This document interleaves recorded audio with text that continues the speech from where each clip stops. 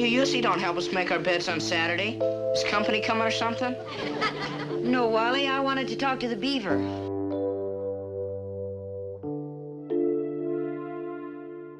It was the perfect picture of American life. A tidy suburban home, a smiling mother in pearls, and two well-behaved boys who never seemed to step too far out of line.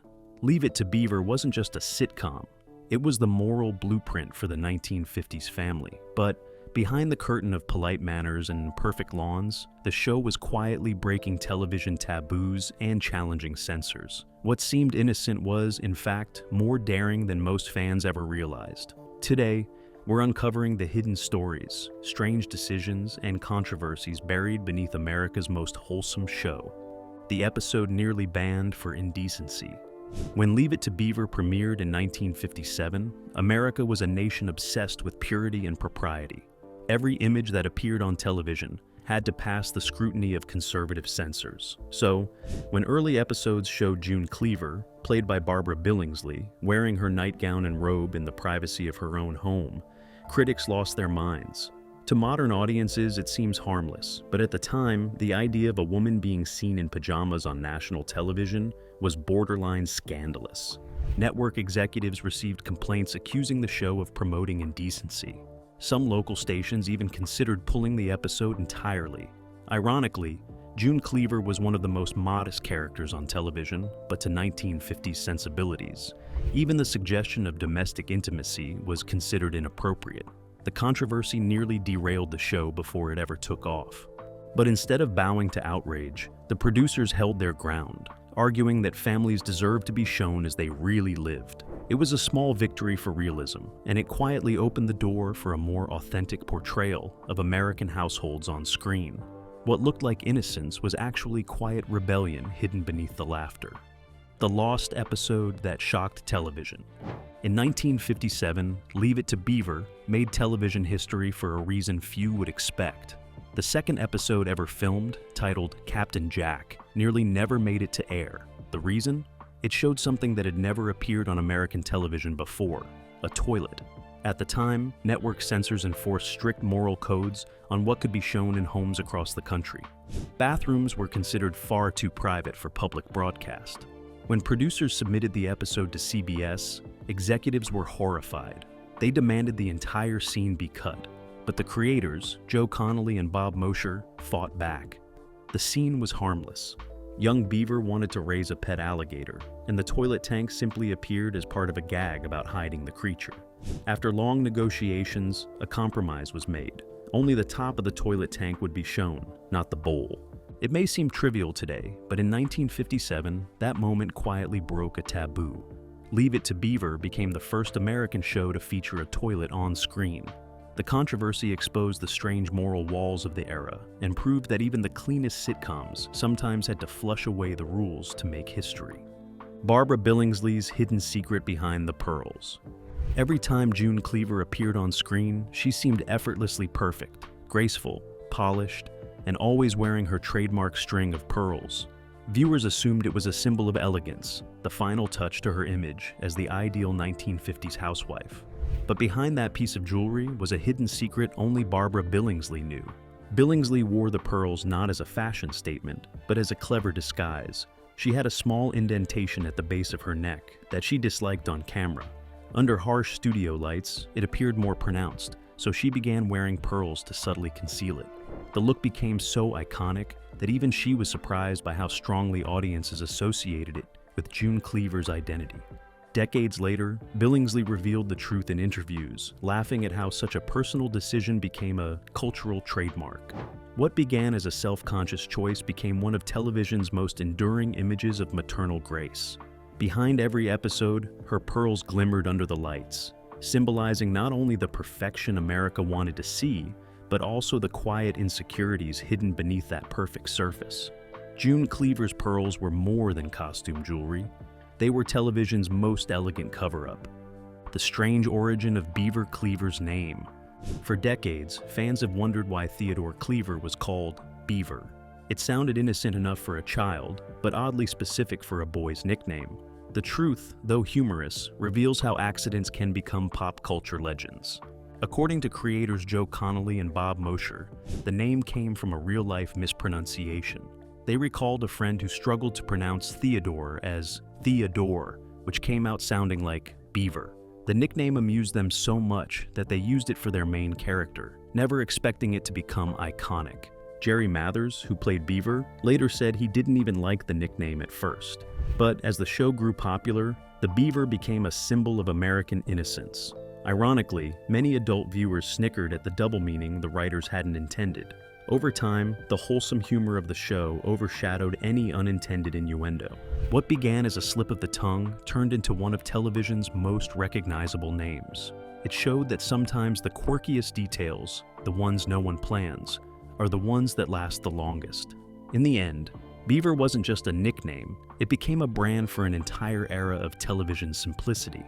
The bizarre rumor of Beaver's death in Vietnam. By the early 1970s, Leave It to Beaver had ended, but its characters lived on in the minds of millions of fans. That's why a strange rumor in 1972 shocked the entertainment world. News outlets began reporting that Jerry Mathers, the actor who played Beaver, had died in the Vietnam War. The story spread fast. Newspapers published obituaries. Radio hosts paid tribute. Even television anchors mentioned it briefly. The only problem? Jerry Mathers was very much alive.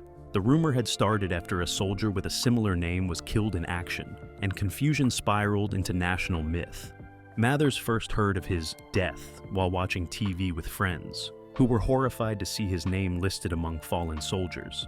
He later appeared on The Tonight Show with Johnny Carson to clear the air, joking that he had come back from the dead. The incident became one of the strangest cases of mistaken identity in Hollywood history. For a brief moment, America mourned a childhood hero who had never died. The story was both eerie and absurd, a reminder that even in the pre-internet age, rumors could spread like wildfire, and sometimes the Beaver could live twice. Tony Dow's hidden battle behind the smile. To millions of viewers, Tony Dow's Wally Cleaver represented the perfect older brother, confident, kind, and endlessly patient. On screen, he was the picture of balance and reliability, the moral compass of the Cleaver family. But off-camera, Dow's reality was far more painful. As the series ended and fame faded, he faced a lifelong struggle with depression that he kept hidden from the public for years. Dow began acting at a young age and never intended to make it his career. When the show ended, he found it difficult to escape Wally's shadow. Casting directors still saw him as the all-American boy, not a serious actor. The frustration built quietly, turning into self-doubt and despair. In the 1980s, Dow finally spoke openly about his depression, becoming one of the first child stars to publicly address mental health. He used his experience to help others, speaking at conventions and support groups. His honesty broke the silence surrounding celebrity mental illness long before it became a public conversation. Tony Dow's story revealed that behind every smiling face from the golden age of television, there could be untold struggles. His courage to speak out made him more heroic than Wally Cleaver ever was. The Cleaver house that wasn't real. The Cleaver family's home was the symbol of American perfection. Its white picket fence, tidy lawn, and welcoming porch became the dream of every suburban viewer. But here's the truth most fans never realized. The Cleaver house was never a real home at all. It was a facade built on the Universal Studios backlot, and the rooms behind the front door were nothing more than empty space and plywood. The first version of the house appeared during the show's early seasons at Republic Studios. Later, when production moved to Universal, the crew reconstructed the same design from scratch. The house was carefully angled to look real on camera, with painted windows and artificial light mimicking morning sunshine. After Leave It to Beaver ended, the same facade was recycled countless times. It appeared in Marcus Welby, Maryland, Desperate Housewives, and even The Munsters. Visitors who tour the Universal lot today can still see its ghostly remains, repainted and repurposed for modern shows. For audiences, it represented the American dream. For Hollywood, it was just another set. The illusion was so perfect that it fooled millions for decades, proving that television's most real families often lived in the most artificial of homes. Poorer than the Cleavers. To viewers, the Cleavers seemed comfortably middle class. Ward had a good job, June stayed home, and their two sons never lacked toys or adventure. But Off-screen, the actors who brought this perfect family to life weren't living the same dream. Jerry Mathers, who played Beaver, once revealed that his salary was barely enough to buy the same toys his character owned on television. In the 1950s, child actors were rarely protected by strict labor laws or fair pay regulations. While the show's success made producers wealthy, the young stars received modest weekly checks that didn't reflect the show's popularity. Tony Dow's family had to manage his career carefully to make ends meet, and Barbara Billingsley often said that most of the money she earned went into supporting her family, not building wealth. Unlike today's child stars, there were no merchandise deals or residual payments from reruns. When Leave It to Beaver aired again in syndication, the cast saw little to none of the profits. For the actors, fame brought recognition, but not financial stability. Behind the Cleaver's sparkling kitchen and polished smiles were performers quietly struggling to make the illusion of prosperity look effortless on screen. Ward Cleaver's perfect dad image and hidden struggles. Ward Cleaver, played by Hugh Beaumont, became the television standard for fatherhood, patient, moral, and endlessly wise. He represented the model every 1950s dad was supposed to emulate. But the man behind the role carried burdens few fans knew about. Beaumont was not only an actor, but also an ordained Methodist minister. Off-camera, he lived by strong moral convictions, yet the pressures of fame and personal loss weighed heavily on him. During filming, Beaumont often traveled long distances to visit his family, who lived in Minnesota. The separation took a toll. When his son was tragically killed in a car accident, Beaumont's grief deeply affected him. But he continued filming, using his work as a way to cope. Cast members recalled moments when Beaumont's quiet intensity replaced his calm on-screen demeanor. His frustration sometimes showed in rehearsals, though he remained respected for his professionalism. Despite his struggles, Beaumont's portrayal of Ward Cleaver became a cultural touchstone for fatherhood. Viewers saw a pillar of stability, never knowing the pain behind the man who played him. It was a reminder that the perfection of television families was often sustained by the quiet endurance of real human heartbreak. The lost pilot that vanished for decades. Before Leave It to Beaver became a household name, there was a pilot episode almost no one saw. It was called It's a Small World, and it aired once in 1957 as part of a television anthology before disappearing completely. The strangest part? The pilot featured a completely different set of actors for Wally and Ward Cleaver. Producers Joe Connolly and Bob Mosher filmed the pilot with a low budget and little expectation. But when CBS picked up the series, they decided to recast several roles, reshoot the opening, and rename the show Leave It to Beaver. The pilot was stored away, mislabeled, and soon forgotten. For years, fans assumed it had been lost forever. Then, in the early 1980s, a film collector stumbled upon a forgotten reel in a Hollywood vault. It was the long-lost It's a Small World, still intact and watchable. When it finally resurfaced, audiences were stunned to see a different Cleaver family, the early blueprint of what would become a television classic.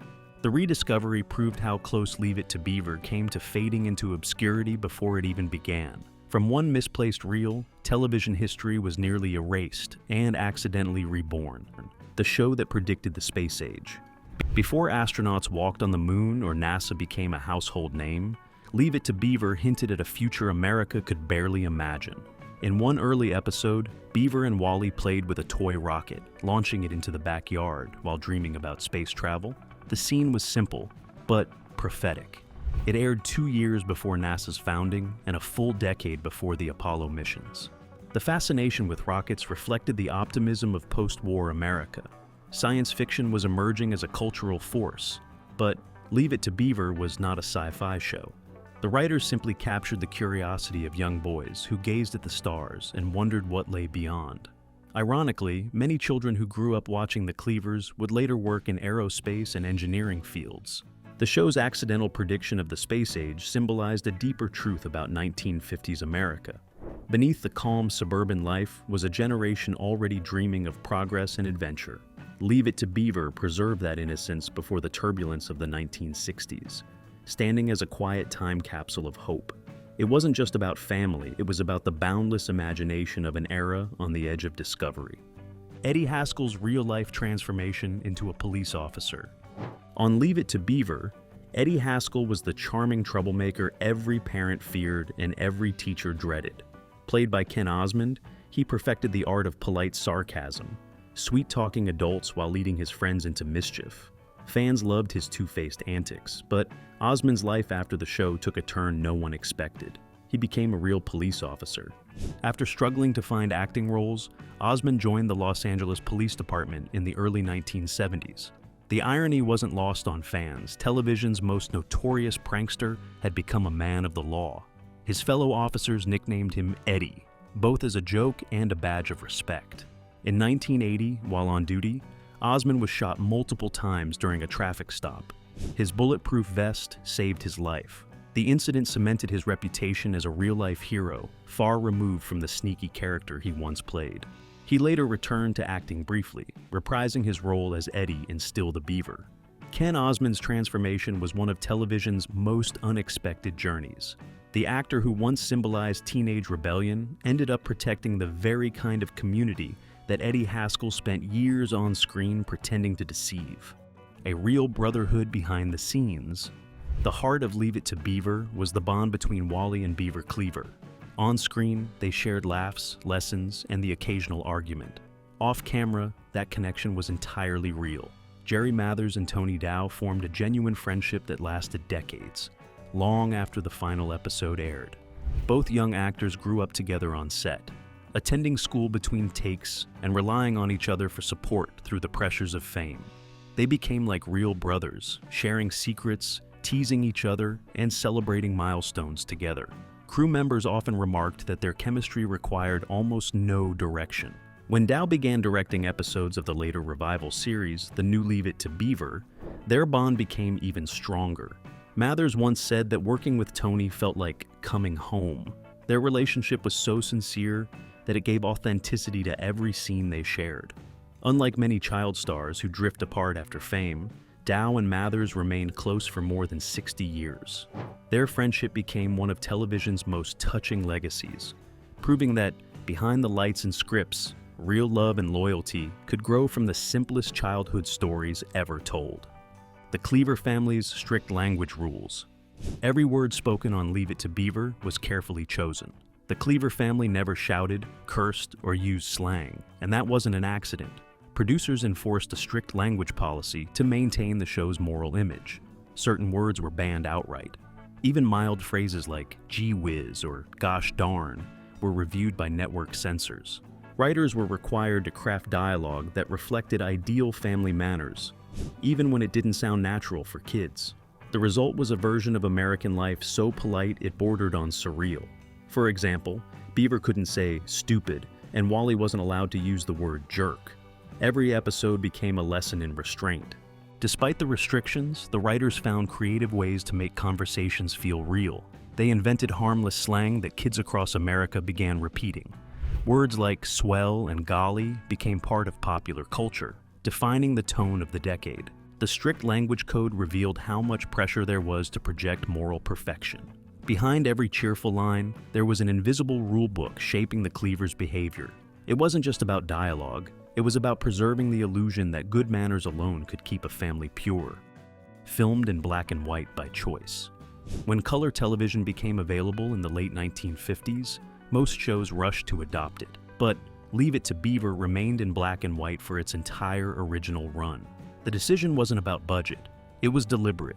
Producers Joe Connolly and Bob Mosher believed that the monochrome tone gave the show its warmth and timeless quality. Black and white created a sense of nostalgia even as the show was airing. The shadows and soft lighting gave the Cleaver home a dreamlike glow, making it feel safe and orderly. It also masked imperfections on set, hiding the artificial walls and props that color would have exposed. When the revival series arrived in the 1980s, many fans missed the old black and white charm. Critics noticed that colorized versions of old episodes somehow felt less authentic. The decision to stay monochrome had turned Leave It to Beaver into a time capsule of American optimism. In an age obsessed with innovation, the choice to keep things simple became revolutionary. The Cleavers didn't just represent an era, they preserved it. Every black and white frame whispered of a world where problems had clean solutions, and every day ended with a lesson well learned. June Cleaver's revolutionary kitchen. June Cleaver's kitchen was more than a set. It was a glimpse into the future of American homemaking. At a time when most TV kitchens were little more than painted walls and prop counters, the Cleaver kitchen stood out for one reason. It was fully functional.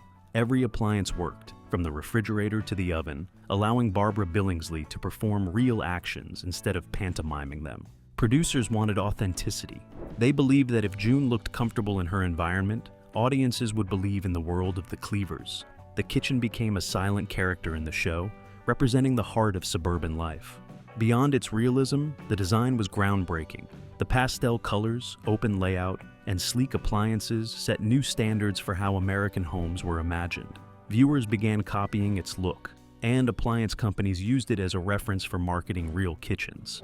June Cleaver's kitchen symbolized domestic perfection, but it also reflected progress.